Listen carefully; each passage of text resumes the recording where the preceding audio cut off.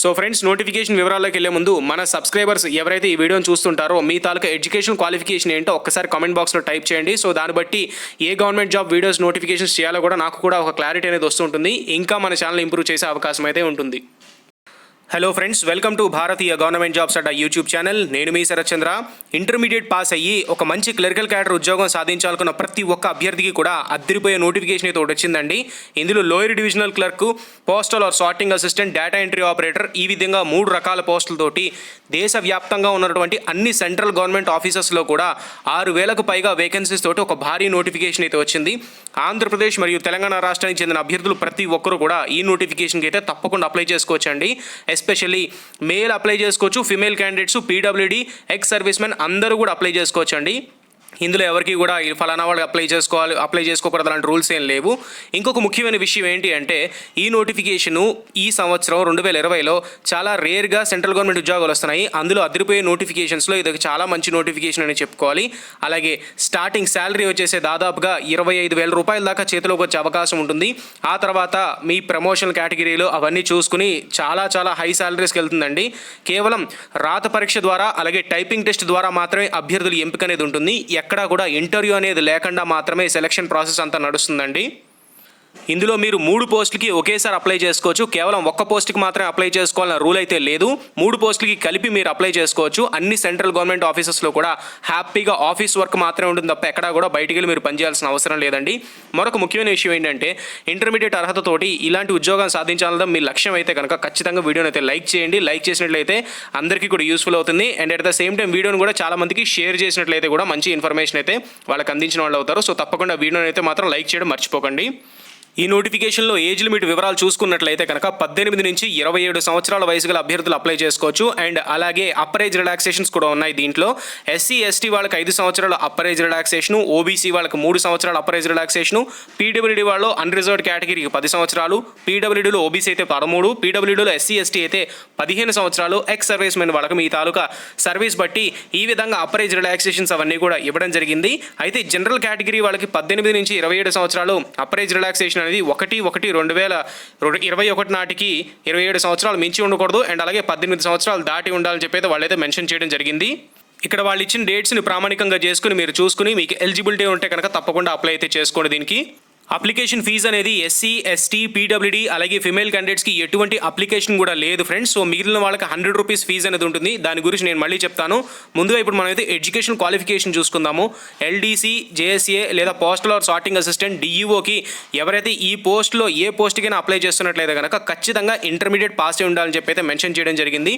అలాగే data entry operator in office, controller and auditor general CA and AG అని post ఉంటుంది. దానికి కనుక అప్లై చేస్తున్నట్లయితే ఇంటర్మీడియట్లో ఖచ్చితంగా మ్యాథమెటిక్స్ అనేది సబ్జెక్ట్ కింద ఉండాలి, అలాగే సైన్స్ అనేది సబ్జెక్ట్ కింద ఉండాలి. ఈ పోస్ట్ తప్పించి మిగిలిన ఏ పోస్ట్కైనా మీరు అప్లై చేస్తుంటే కనుక కేవలం ఇంటర్మీడియట్ పాస్ అయితే చాలు. ఇంటర్మీడియట్తో ఏ గ్రూప్ అయినా పర్వాలేదు. ఈ జాబ్ కనుక మీరు సాధించినట్లయితే చాలా వరకు ఇవాళ రేపు సెంట్రల్ గవర్నమెంట్ జాబ్స్ అన్నిటికీ కూడా మన సెంటర్ అంటే మన ఇల్లు ఏవైతే ఉంటుందో ఇంటి దగ్గరలోనే, లొకేషన్ దగ్గరలోనే జాబ్ అనేది ఇచ్చే అవకాశాలు ఉంటాయి.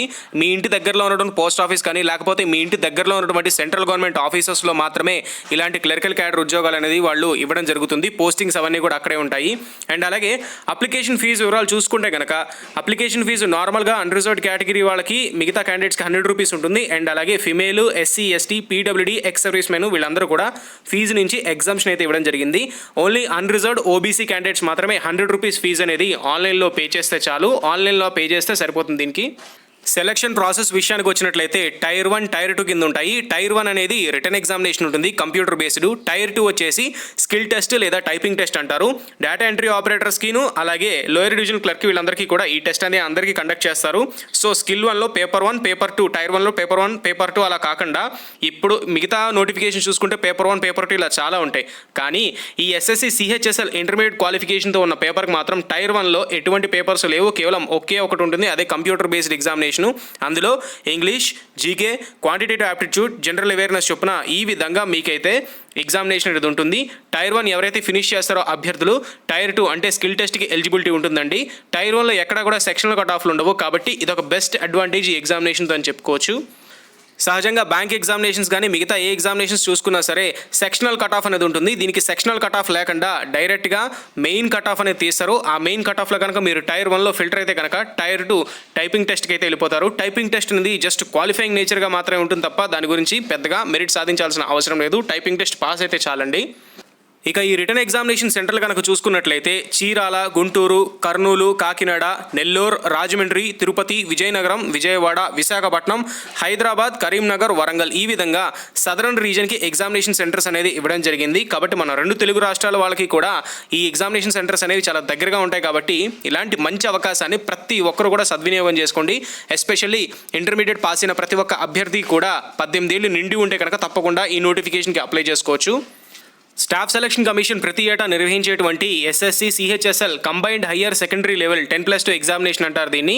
దీంట్లో కనుక మీరు మెరిట్ సాధించినట్లయితే కనుక అంటే ఉద్యోగం సాధించినట్లయితే కనుక చాలా మంచి శాలరీ తోటి మంచి సెంట్రల్ గవర్నమెంట్ ఆఫీసెస్లో మీ ఇంటి దగ్గరలో వచ్చే అవకాశం అయితే ఉంటుంది. అండ్ అలాగే ఇక ఈ నోటిఫికేషన్కి సంబంధించి పోస్టులు ఎన్ని ఉన్నాయంటే దాదాపుగా 6,000 పైన ఉన్నట్లుగా వాళ్ళు నోటిఫై చేశారు. త్వరలోనే అఫీషియల్ వెబ్సైట్లో దీనికి సంబంధించి ఎన్ని పోస్టులు ఉంటాయి అన్న వివరాలన్నీ కూడా పూర్తిగా వాళ్ళు పొందుపరుస్తామని చెప్పడం జరిగింది. అప్లికేషన్ అప్లై చేసుకునే విధానము వివరాలు చూసుకున్నట్లయితే కనుక ఆన్లైన్ అప్లికేషన్స్ అవన్నీ కూడా 6/11/2020 నుంచి 15/12/2020 లోపు అయితే మీరు సబ్మిట్ చేయాల్సిన అవసరం అయితే ఉంటుంది. అండ్ అలాగే దీనికి చెప్పాం కదా లాస్ట్ డేట్ 15/12/2020 ఈ తేదీలోపు మీరైతే అప్లికేషన్స్ అవన్నీ సబ్మిట్ చేయాలి. టైర్ 1 కంప్యూటర్ బేస్డ్ ఎగ్జామినేషన్ 12/4/2021 నుంచి 27/4/2021 ఈ తేదీల మధ్యలో ఎగ్జామినేషన్ అనేది జరుగుతుంది. అలాగే టైర్ 2 కూడా ఎప్పుడైతే టైర్ 1 రిజల్ట్ వచ్చి మెయిన్ కట్ ఆఫ్స్ అన్ని కూడా అనౌన్స్ చేస్తారో టైర్ 2కి సంబంధించి ఎగ్జామినేషన్ డేట్స్ కూడా తర్వాత ఎస్ఎస్సి అఫీషియల్ వెబ్సైట్లో వాళ్ళు చెప్తామని చెప్పేసి ఇందులో మెన్షన్ చేయడం జరిగింది. సో ఎస్ఎస్సి నుంచి రిలీజ్ అయినటువంటి అద్భుతమైన నోటిఫికేషన్ అండి ఇది. ఇంటర్మీడియట్ పాస్ అయిన ప్రతి ఒక్క అభ్యర్థి కూడా 18 ఇయర్స్ నిండి ఉంటే కనుక తప్పకుండా ఈ నోటిఫికేషన్కి అయితే అప్లై చేసుకోండి. సిలబస్ కూడా ఒకసారి మీరైతే క్లియర్గా చెక్ చేసుకోండి. అప్లికేషన్ అప్లై చేసిన తర్వాత రిటర్న్ ఎగ్జామినేషన్ సిలబస్ ఏ విధంగా ఉంటుంది అన్ని వివరాలు కూడా మీకు కింద అయితే కనిపిస్తాయి. అఫీషియల్ వెబ్సైట్ లింక్స్ అన్ని కూడా డిస్క్రిప్షన్లో ఉన్నాయి. దాన్ని మీరు క్లిక్ చేసుకుని అయితే మీరు ఈ అప్లికేషన్కి అయితే క్లియర్గా అప్లై అయితే చేసుకోవచ్చు.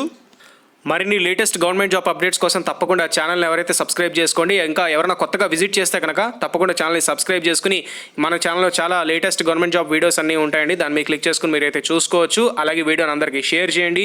సబ్స్క్రైబ్ చేసుకోవడం మాత్రం మర్చిపోకండి. చేసుకున్న తర్వాత పక్కన బెల్ ఐకాన్ మాత్రం క్లిక్ చేయడం మర్చిపోకండి. Thank you friends. నేను మీ Sharath Chandra. Have a nice day.